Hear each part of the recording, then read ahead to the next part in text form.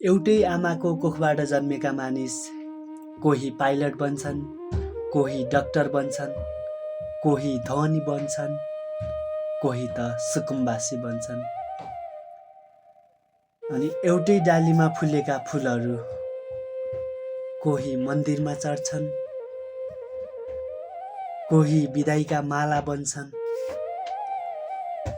कोही लासमा चढाउने गरिन्छ।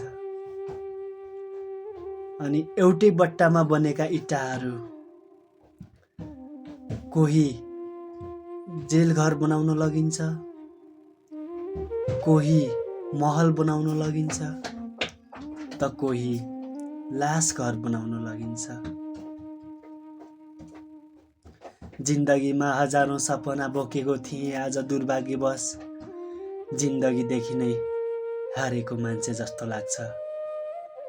स्वार्थी दुनिया, के को लागि घमण्ड गर्छन् होला यो स्वार्थमा बाँचिएका मानिसहरू।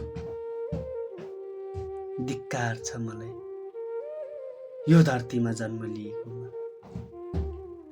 जिन्दगीले अनौठो मोड लिएको छ।